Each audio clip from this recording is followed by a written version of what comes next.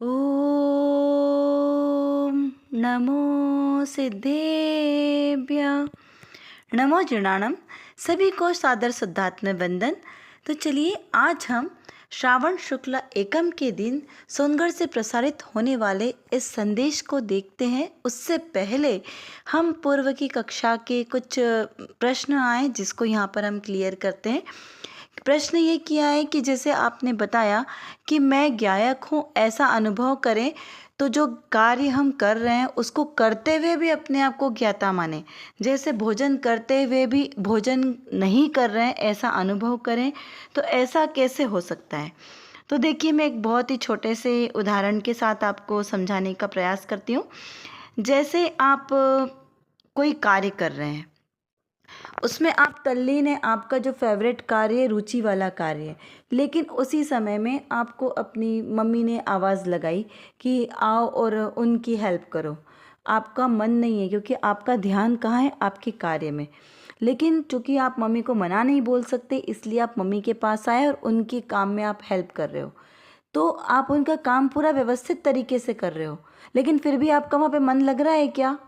तो नहीं लग रहा है, क्योंकि आप वो काम तो कर रहे हो मम्मी के साथ, लेकिन फिर भी आपके ध्यान में, दिमाग में क्या चल रहा है कि जो कार्य आप कर रहे थे उस कार्य का ही पूरे समय आपको विकल्प चलता रहेगा।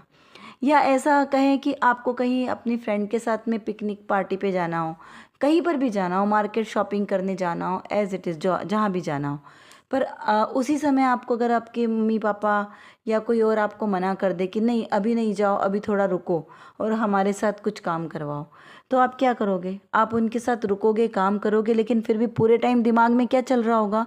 वो वहाँ पे जाने की प्लानिंग, कि आपको कैसे जाना है, क्या करना है, टोटल पूरे टाइम आपके ध्यान में वही बना रहेगा। तो आपने एक साथ दो काम किए ना, कार्य तो आप कुछ और कर रहे हो लेकिन आपके माइंड में कुछ और चल रहा है। ऐसे ही हम और लें तो कई बार हम मंदिर में जाप देते हैं या स्वाध्याय करते हैं, स्वाध्याय में बैठे हैं ना, प्रवचन सुन रहे हैं, पूरा ध्यान हमारा जो प्रवचन करता है उसके ऊपर ही लगा है, पूरा ध्यान से हम सुन रहे हैं, लेकिन फिर भी कई बार ऐसा होता है कि आप वो सुनते हुए भी नहीं सुनते हो। क्यों? क्योंकि उस समय आपके दिमाग में कोई और विकल्प चल रहे हो, तो आपका ध्यान वहाँ चला जाएगा। आप बैठे कहाँ और आपका ध्यान कहीं और जाता है। वो कहते हैं ना, प्रेजेंट बॉडी एब्सेंट माइंड। तो ऐसा होता है ना, कई बार होता है, सबके साथ होता है। जाप देते देते आपकी आंखें बंद है, आपकी माला के मन के गिन रहे हैं, लेकिन फिर भी ध्यान कहाँ है, कहीं और।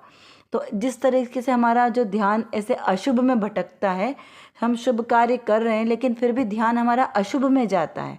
तो जब हमारा शुभ कार्य करते करते ध्यान अशुभ में जा सकता है, तो क्या अशुभ कार्य करते करते हमारा ध्यान शुभ में नहीं जा सकता? तो जा सकता है। यही तो हमारी परिणति है। हमारी चिंतन की धारा प्रतिदिन लगातार जिधर चलेगी वही हमारे से कार्य होगा। यदि आपकी दिन रात चिंतन की धारा पूरे में गायक गायक स्वभाव पे है, ध्रुव की दृष्टि को लक्ष्य लेकर यदि आपका चिंतन चलता है पूरे दिन भर, तो आप फिर बाहर में दूसरे कोई भी कार्य कर रहे होंगे, राग द्वेष के, मोह के, कोई भी कार्य करेंगे, पांच इंद्रियों के विषय संबंधी भी ले लेना, कोई भी कार्य करते होंगे तो भी आपका ध्यान कहाँ रहेगा? अपने ध्रुव पे, अपने गायक स्वभाव पर आपका ध्यान रहेगा। तो ये आपकी सच्चा लक्ष्य हुआ आपका।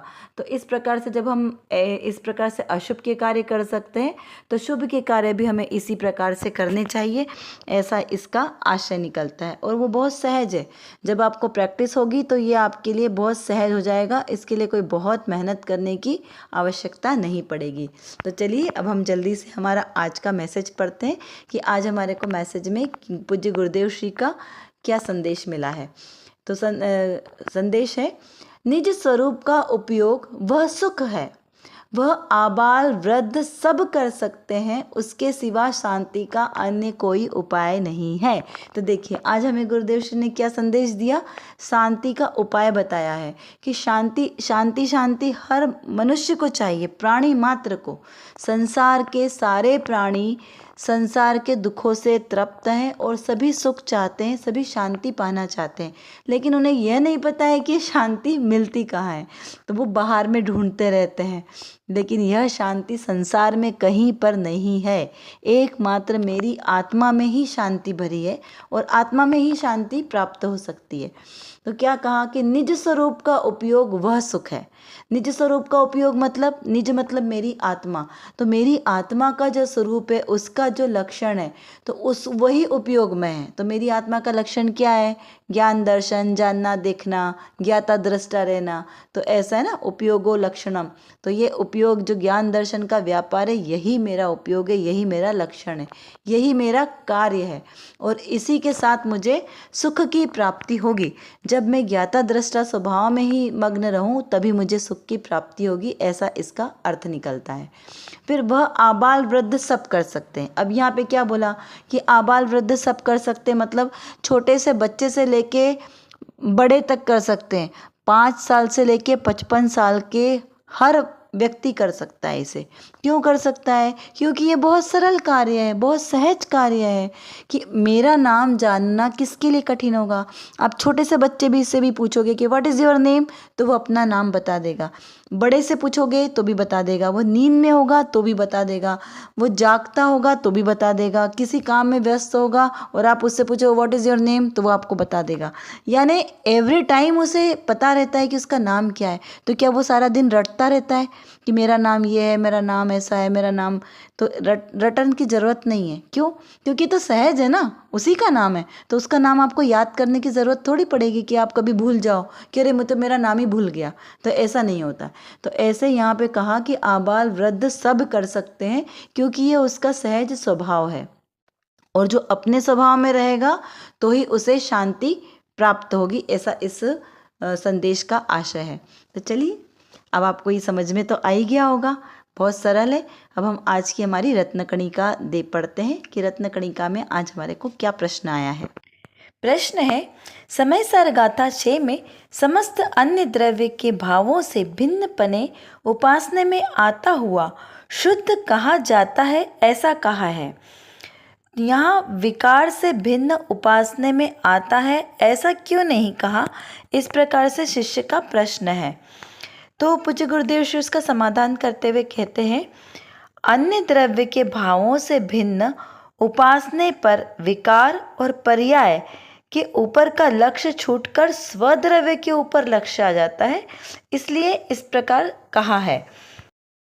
तो समय सार जी की जो छठी गाथा है इसमें एक ज्ञायक भाव की चर्चा की है कि ज्ञायक भाव कैसा है, तो न प्रमत्त है न अप्रमत्त है, बस एक ज्ञायक भाव है।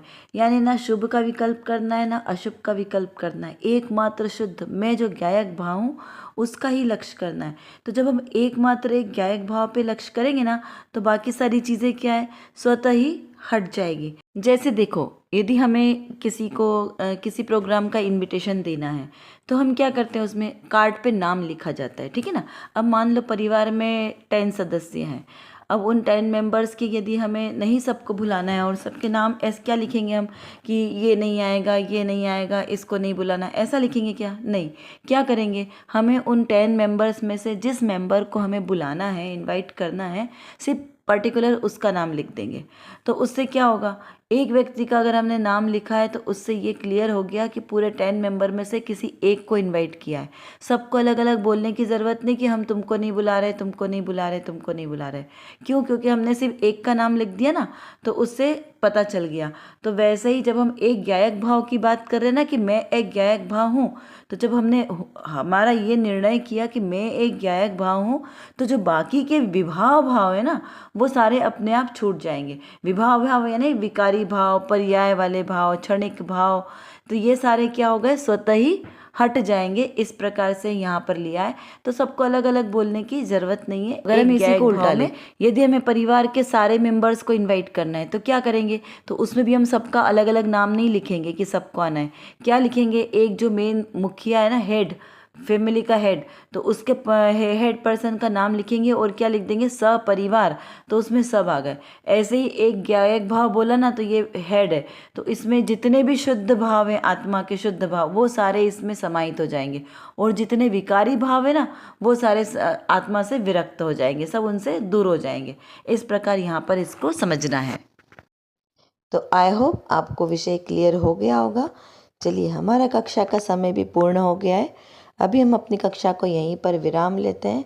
उससे पूर्व ऊपर दिए गए प्रश्नों का आप अच्छी तरीके से स्वाध्याय करें, उनका अर्थ खोजने के प्रयास करें।